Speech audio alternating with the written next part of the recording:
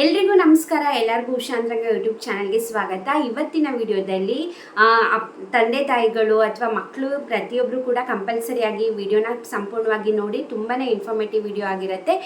ಇಷ್ಟು ದಿನ ತಾತ ಮುತ್ತಾತನ ಕಾಲದಾಗಿರ್ಬೋದು ಅಥವಾ ಅಪ್ಪ ಅಮ್ಮನ ಆಸ್ತಿನ ಮಕ್ಕಳ ಹೆಸರಿಗೆ ಮಾಡೋದಾಗಲಿ ಈ ಥರ ಕಾನೂನಲ್ಲಿ ತುಂಬ ಈಸಿಯಾಗಿ ಸಿಗ್ತಾ ಇತ್ತು ಆಸ್ತಿ ವಿಷಯದಲ್ಲಿ.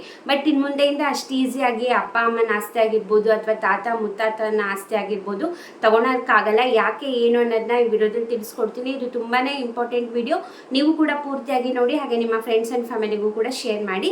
ಯಾರೆಲ್ಲ ಹೊಸಬ್ರು ಚಾನಲ್ ನೋಡ್ತಾ ಇದ್ದೀರಾ, ನನ್ನ ಹೆಸರು ಉಷಾಂತರಂಗ ಯೂಟ್ಯೂಬ್ ಚಾನಲ್ನ ಸಬ್ಸ್ಕ್ರೈಬ್ ಮಾಡಿ. ಹಾಗೆ ಈ ವಿಡಿಯೋದಿಂದ ಸ್ವಲ್ಪನಾದರೂ ಮಾಹಿತಿ ಸಿಕ್ತು ಅಂತಾದರೆ ದಯವಿಟ್ಟು ವಿಡಿಯೋಗೆ ಲೈಕ್ ಮಾಡೋದನ್ನ ಮರಿಬೇಡಿ. ಹಾಗೆ ನೀವು ನನ್ನ ಇನ್ಸ್ಟಾಗ್ರಾಮ್ ಅಕೌಂಟಲ್ಲೂ ಕೂಡ ಫಾಲೋ ಮಾಡ್ಬೋದು, ಲಿಂಕ್ ಡಿಸ್ಕ್ರಿಪ್ಷನಲ್ಲಿ ಇರುತ್ತೆ. ಬನ್ನಿ ಇವತ್ತಿನ ವಿಡಿಯೋನ ಶುರು ಮಾಡೋಣ. ಆಸ್ತಿ ವಿಚಾರ ಅಂದ ತಕ್ಷಣ ಸಾಕಷ್ಟು ಮನೆಗಳಲ್ಲಿ ಜಗಳ ಆಗೋ ಸಾಧ್ಯತೆ ಇರುತ್ತೆ. ಅಪ್ಪ ಮಕ್ಕಳು ಮಧ್ಯೆ ಅಥವಾ ಅಣ್ಣ ತಮ್ಮಂದ್ರ ಮಧ್ಯೆ, ಅಕ್ಕ ತಂಗಿರ ಮಧ್ಯೆ ಸಾಕಷ್ಟು ಜಗಳಗಳಾಗುತ್ತೆ. ಆಸ್ತಿ ನಮಗೆ ಇಷ್ಟು ಬರಬೇಕು ಅಷ್ಟು ಬರಬೇಕು ಅಂತ. ಕೆಲವು ಮನೆಗಳಲ್ಲಿ ಜಗಳ ಆಗಿ ಸಾಲ್ವ್ ಆಗುತ್ತೆ, ಕೆಲವು ಮನೇಲಿ ಒಳ್ಳೆ ಅಂಡರ್ಸ್ಟ್ಯಾಂಡಿಂಗ್ ಇರುತ್ತೆ, ಅದನ್ನು ಈಕ್ವಲ್ ಆಗಿ ಶೇರ್ ಮಾಡಿಕೊಂಡು ಸಾಲ್ವ್ ಮಾಡ್ಕೊಳ್ತಾರೆ. ಬಟ್ ಇದೆಲ್ಲ ತಡೆಗಟ್ಟಕ್ಕೆ ರಾಜ್ಯ ಸರ್ಕಾರದಿಂದ ಒಂದು ಹೊಸ ನಿಯಮನ ಜಾರಿಗೆ ತರಬೇಕು ಅಂದ್ಬಿಟ್ಟು ತೀರ್ಮಾನ ಮಾಡಿದ್ದಾರೆ. ಇದು ಆ್ಯಕ್ಚುಲಿ ಹೊಸ ನಿಯಮ ಏನಲ್ಲ, ಕೇಂದ್ರ ಸರ್ಕಾರದಿಂದ 2007ರಲ್ಲೇ ಈ ಯೋಜನೆನ ಜಾರಿಗೆ ತಂದಿದ್ದು. ಪೋಷಕ ಹಾಗೂ ಹಿರಿಯ ನಾಗರಿಕ ನಿರ್ವಹಣೆ ಅಡಿಯಲ್ಲಿ ಈ ಯೋಜನೆನ ಕೇಂದ್ರ ಸರ್ಕಾರದವರು 2007ರಲ್ಲೇ ಜಾರಿಗೆ ತಂದಿದ್ರು. ಬಟ್ ಇವಾಗ ರಾಜ್ಯ ಸರ್ಕಾರದಿಂದ ಈ ಯೋಜನೆ ಬಗ್ಗೆ ಮಹತ್ವದ ನಿರ್ಧಾರನ ತಗೊಂಡಿದ್ದಾರೆ.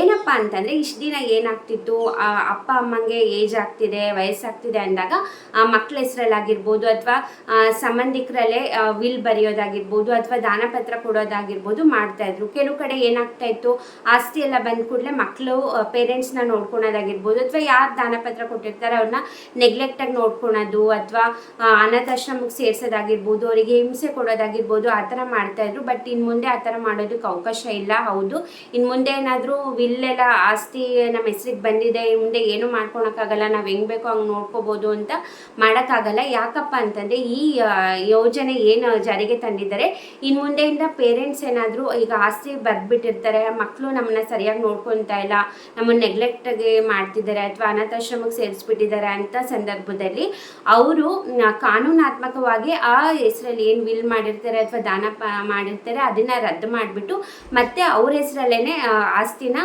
ಮತ್ತೆ ವಾಪಸ್ ತಗೋಬೋದು ಅನ್ನೋ ಕಾನೂನನ್ನು ಜಾರಿಗೆ ತಂದಿದ್ದಾರೆ. ಹೌದು, ಇದನ್ನು ಸಚಿವರಾದಂತಹ ಕೃಷ್ಣ ಬೈರೇಗೌಡ್ರೆ ಈ ವಿಷಯನ ಮೀಡಿಯಾ ಮುಂದೆ ತಿಳಿಸಿದ್ದಾರೆ. ಸೆಕ್ಷನ್ 9 ಅಡಿ ಈ ಕಾನೂನು ಮೂಲಕ ಅವ್ರೇನಾರ ಕಂಪ್ಲೇಂಟ್ ಕೊಟ್ಟರು, ದೂರನ್ನ ಕೊಟ್ಟರು ಅಂತಂದರೆ ಇದನ್ನು ವಿಚಾರಣೆ ಮಾಡಿ ಹೌದು ಅವರಿಗೆ ತಪ್ಪಾಗ್ತಾ ಇದೆ, ಮೋಸ ಆಗ್ತಾ ಇದೆ ಅಂತ ಕಾನೂನಾತ್ಮಕವಾಗಿ ಸಾಬೀತಾಯಿತು ಅಂತ ಅಂದರೆ, ಅದೇನಾದರೂ ಪ್ರೂವ್ ಆಯಿತು ಅಂತಂದರೆ ಸೆಕ್ಷನ್ 23 ಪ್ರಕಾರ ಇದನ್ನು ಮತ್ತೆ ಬದಲಾವಣೆ ಮಾಡ್ಬೋದು. ಅಂದರೆ ಇವಾಗ ಮಕ್ಕಳ ಹೆಸರಲ್ಲಿ ವಿಲ್ ಅಥವಾ ದಾನಪತ್ರ ಏನು ಮಾಡಿರ್ತಾರೆ ಅದನ್ನ ಕ್ಯಾನ್ಸಲ್ ಮಾಡಿ ಮತ್ತೆ ತಂದೆ ತಾಯಿ ಹೆಸರಲ್ಲೇ ಬದಲಾವಣೆ ಮಾಡ್ಬೋದು ಅಂದ್ಬಿಟ್ಟು ಈ ಕಾನೂನನ್ನು ಜಾರಿಗೆ ತಂದಿದ್ದಾರೆ. ಇದನ್ನು ಸಚಿವರೇ ಸ್ಪಷ್ಟಪಡಿಸಿರೋದು. ಈ ಒಂದು ಜವಾಬ್ದಾರಿನ ಉಪವಿಭಾಗಾಧಿಕಾರಿಗಳಿಗೆ ನೀಡಲಾಗಿದೆ. ಸೊ ಹಾಗಾಗಿ ಎಲ್ಲ ಪೇರೆಂಟ್ಸ್ ಆಗಿರ್ಬೋದು, ಮಕ್ಕಳಾಗಿರ್ಬೋದು ಜವಾಬ್ದಾರಿಯುತವಾಗಿ ನಡ್ಕೊಳ್ಳಿ ಅಂತ ಹೇಳ್ತಾ ಈ ವಿಡಿಯೋನ ಎಂಡ್ ಮಾಡ್ತಾ ಇದ್ದೀನಿ. ಐ ಹೋಪ್ ಈ ವಿಡಿಯೋದಿಂದ ಸ್ವಲ್ಪನಾದರೂ ಮಾಹಿತಿ ಸಿಕ್ತು ಅಂದ್ಕೊಂಡಿದ್ದೀನಿ. ನಿಮ್ಗೆ ಈ ವಿಡಿಯೋ ಬಗ್ಗೆ ಏನು ಅನಿಸ್ತು, ಈ ಕಾಯ್ದೆ ಬಗ್ಗೆ ಜಾರಿಗೆ ತಂದಿರೋದ ನಿಮ್ಮ ಅಭಿಪ್ರಾಯ ಏನು ಅಂತ ಕಮೆಂಟ್ ಸೆಕ್ಷನಲ್ಲಿ ತಿಳಿಸಿ.